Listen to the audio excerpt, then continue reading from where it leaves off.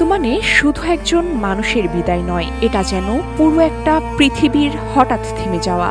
এক মুহূর্ত আগেও যে ঘর ভরা ছিল কণ্ঠস্বর, হাসি আর গল্পে, সেই ঘরে হঠাৎ হয়ে যায় অচেনা নিস্তব্ধতায় ডুবে থাকা। চেনা মানুষগুলো থাকে, কিন্তু বদলে যায় তাদের ভেতরটা। কারণ প্রিয়জন হারানোর শূন্যতা কখনো শব্দে বোঝানো যায় না, এটা বুকের ভেতরে বয়ে চলা এক আজীবন ব্যথা। এই নির্মম সত্য যখন পর্দায় ধরা পড়ে, তখন তার শুধু অভিনয় থাকে না, হয়ে ওঠে জীবন্ত যন্ত্রণা।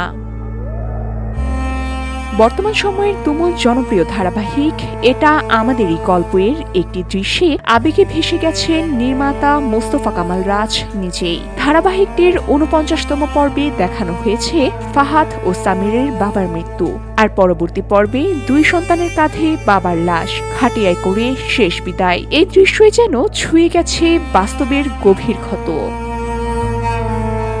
সামাজিক মাধ্যমে একটি স্থির চিত্র শেয়ার করে রাজ লিখেছেন, বাস্তব জীবনে যখন তিনি নিজের আপন মানুষের খাটিয়া কাঁধে নিয়েছিলেন, তখন মনে হয়েছিল পৃথিবীর সবচেয়ে ভারী ওজন তিনি বহন করছেন।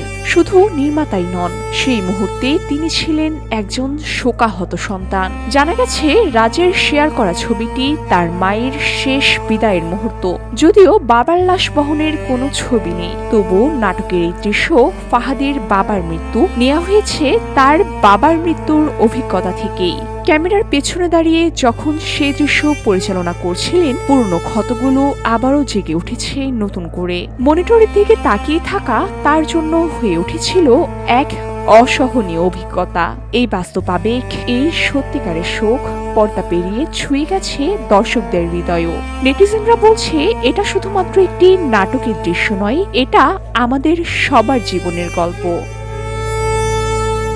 VOD Bangla news desk.